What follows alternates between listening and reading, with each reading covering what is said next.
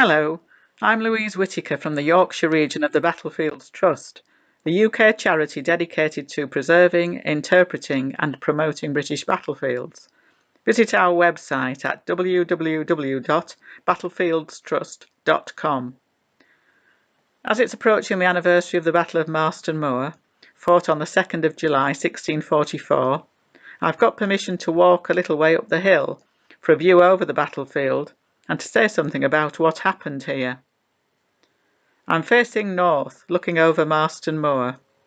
The city of York is northeast from here, and Tadcaster is south. The villages of Tockwith and Long Marston are a couple of miles away, to west and east respectively. Away to my left, nearer Tockwith, the area was known as Bilton Bream, and at the time of the battle had an enclosed rabbit warren on part of it. If you look north, a hedge line at the end of the field across the road marks the boundary in 1644 between the cultivated land on this side and the moorland, and a ditch line stretched across the battlefield. In the distance can be seen Wilstrop Wood, and to the right of the battle monument and information board below is Moor Lane. Both of these existed at the time of the battle. On the outskirts of Long Marston, Atterwith Lane, now a road, tracks northeast. The trees behind me are known as Cromwells Plum. They weren't here in 1644, but behind them, over the ridge, lay the Allied baggage train. The origin of this battle lay in the siege of York by an Allied army of Scottish Covenanter and Parliamentarian forces, the Scots having invaded England in support of Parliament in early 1644. Prince Rupert had received a letter from his uncle Charles I, which he believed instructed him not only to relieve the city, but also to give battle to the enemy. Believing that the prince would approach the city from the west, the Allied forces moved away from York to not far from Marston Moor to oppose him, only for the prince to approach the city from the north instead. And on July the 1st, the Royalists entered York without a shot being fired. The Allied generals then decided to pull their army away to Tadcaster to consider their next move, with the foot and baggage train being protected by the cavalry in the rear. And it was this cavalry who saw Royalist cavalry coming onto the moor and hastily summoned the rest of their army, some of whom had nearly reached Tadcaster 6 miles away, to return. The Allied cavalry moved on to the ridge, seeing its obvious advantage. There was some concern that Rupert might launch an attack on them before the rest of their army returned, and the prince did see the advantage of Bilton Bream and planted some cannon on the area. But after an exchange of fire and several casualties, the Royalists were forced back onto the moor, and the Parliamentarian cavalry then hopped to it around the rabbit warren to clear any obstacles that might impede their cavalry charge. Rupert had fewer men than the Allies thought, and was himself waiting for the Earl of Newcastle's forces to arrive. As things turned out, the Allied armies had all returned and formed up before Newcastle's army reached the moor at about 4 p.m. in the afternoon. On the 2nd of July, this was the middle of the Allied lines, an army under the overall command of the Scot Alexander Leslie, Earl of Leven. Scottish forces, together with the Parliamentarian armies of the Eastern Association under the command of the Earl of Manchester, and Lord Fairfax's army. The infantry of the three armies was in the centre here, with their cavalry on the wings. Eastern Association horse under Oliver Cromwell, supported by David Leslie's Scottish cavalry, and also a number of dragoons, at Bilton Bream. And Sir Thomas Fairfax on the right of the ridge, spreading to Atterwith Lane. Facing them, at the front of the moorland, were in the west Royalist cavalry commanded by Lord Byron, together with musketeers to offer some protection against an enemy advance, Royalist infantry in the centre, and another body of cavalry and musketeers under Lord George Goring facing Fairfax. Estimated numbers for the two armies are 28 1,000 for the Allied side as against 18,000 Royalists. The arable land here was in crop up to the ditch. The nature of this ditch varied across the battlefield, from a relatively small obstacle in the west to a large bank with a hedge and ditch in the east. After some exchange of cannon fire there was a silence, broken only by the Allied forces singing psalms.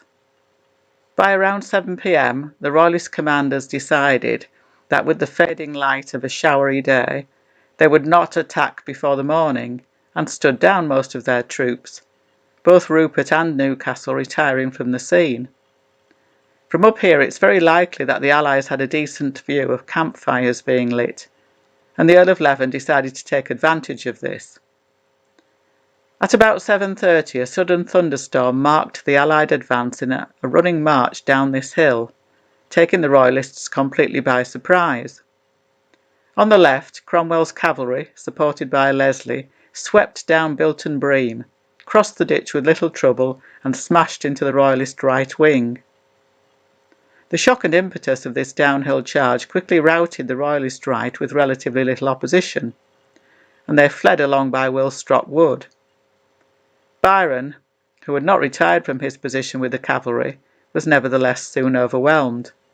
Prince Rupert, trying to stem the tide with his lifeguard, ended up being swept along in the panic, and after this point he played no further part in the battle. Parliamentary propaganda has him hiding in a bean field. Sadly for the prince, his beloved dog, Boy, was killed sometime during the rout. On the right wing, Thomas Fairfax's cavalry found more obstacles to their charge. Fairfax himself, with around 80 men, managed to break through and rout the Royalists opposing them, pursuing them towards York, suggesting they found an easier way over the ditch.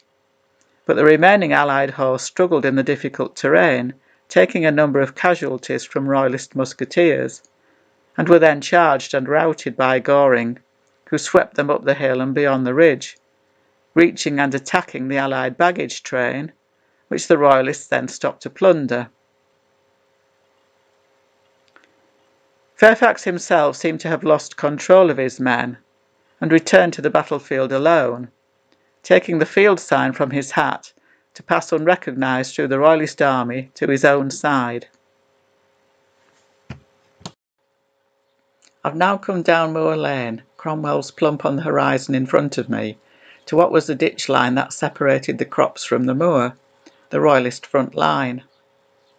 In the centre of the battle the infantry lines clashed. The Eastern Association foot had pushed back their Royalist counterparts, who, of course, had lost the support of their cavalry here. But in the centre and the Royalist left wing, the Allies had either halted or were falling back.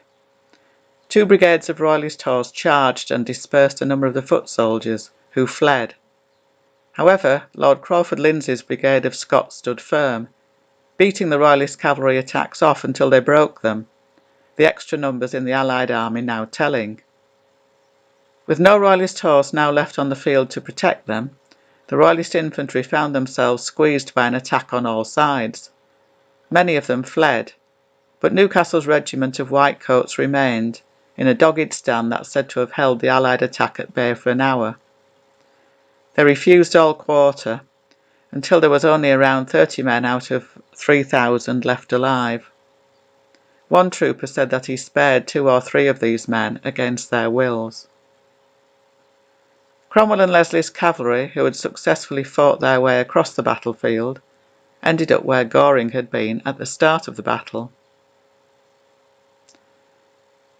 As Goring's men returned back over the ridge from pillaging the Allied baggage, thinking the battle was won, they had a nasty shock and had to form up in the same difficult position Thomas Fairfax had found himself in at the start of the battle.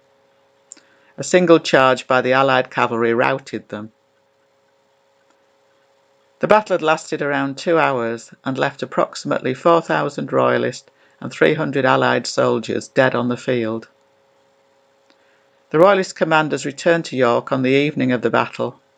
On the 4th of July, Prince Rupert left the city with his remaining horse, while Newcastle made his way to Scarborough and into exile.